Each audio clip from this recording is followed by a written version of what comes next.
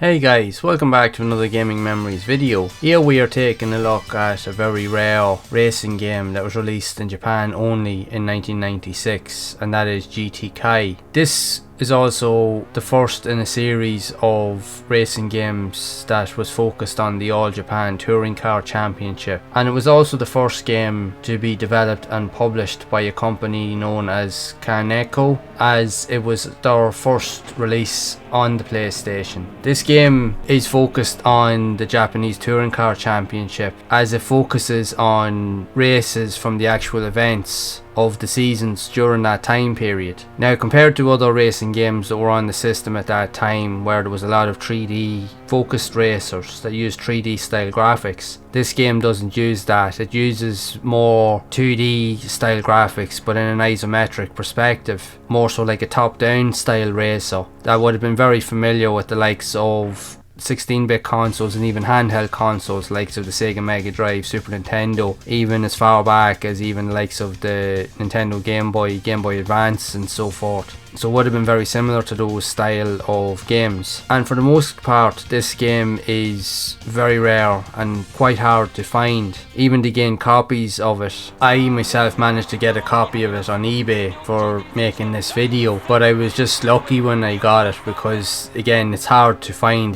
It's kind of one of those games that pops up every so often, but because it's rare, the value is starting to increase on it, like with a lot of these style of games. So you have to be willing to jump on it when you get the chance. But how does it play? For the most part, the gameplay is tough. It's not an easy game to pick up and play for the most part. Like for an older style game, graphically, even though it's a 2D based game, graphically it is very good. I really like the style and the graphics of the environments and even the cars in general. But I find where the issue is with the control system, as the controls can be quite twitchy and at some points can be almost unresponsive when you're trying to drive the car around corners, especially when you're trying to slow down, or even sometimes even at speed, where sometimes the car just won't turn coming into a corner and you will end up going off into a wall, and it just can frustrate you very, very quickly. Now, it's not to say that it's a bad game. It is one of those games that you do need to play for quite a while to get a familiarity with the controls, again, because they do be a bit finicky to get used to. But it's not an overall bad game. It's not the worst racer I've ever played on the system, and again, with it being the developer's first attempt with a racing game on the PlayStation, it is a good attempt, but although it is quite flawed, but it is something that's different and is unique. But if you do stick with it, it's challenging, but you will definitely have a bit of fun with it for the most part, especially if once you get the hang of how the game plays and how it feels. But it is just one of those games that does require a lot of patience and a lot of practice. So as with the gameplay itself, you have different game modes where you can go through the Japan Touring Car Championship, where you go through all of the races with different examples of cars, anything from the likes of modified versions of the R33 GTR Skyline all the way to the likes of the Toyota Supra and other branded cars from manufacturers that were very popular back during the 90s,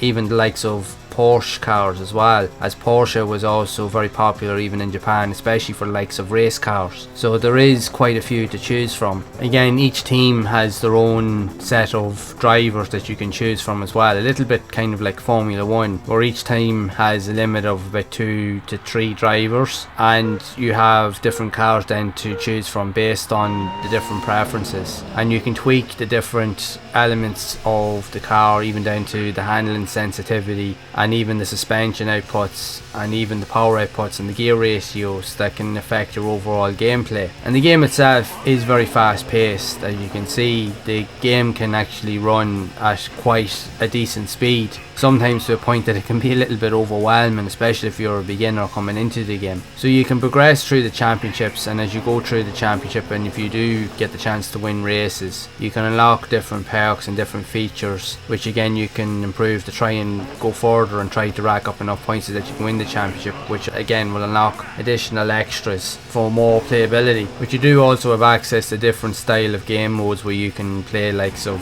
battle modes, where you can battle against a rival opponent on the track, and even the likes of time trial events where you have to try and beat the quickest times and so forth. So there is quite a number of different game modes available for the game. But all in all, it is a fairly adequate race. So for the most part, again, it is very difficult and it is challenging. It is one of those games, you'll either love it or you'll hate it. It really depends on your own views of it if you've played it yourself, as it isn't the easiest of games to pick up and play, but if you do put time into it, you will get some enjoyment out of it for the most part. And I'd love to know what your thoughts are of this game, if you have played it yourself or did you even know that it existed, as it is quite a rare game to get hold of these days. So I'd love to know your thoughts about it, so be sure to share them down in the comments below. And if you have enjoyed this video and you'd like to see more videos like this where I do explore a lot of other of these unique and obscure but quirky racing games and rare racing games that were released in Japan only for the PlayStation, then be sure to leave a like on the video, be sure to subscribe to the channel and hit that bell icon to be updated when future videos are released. And also be sure to check out a lot of the other videos on the channel where I have provided other similar videos of various different types of racing games that were released on the system, where I do share my thoughts and memories with everyone. And until next time, make sure to keep playing those classic games and enjoying them, and keep those gaming memories alive.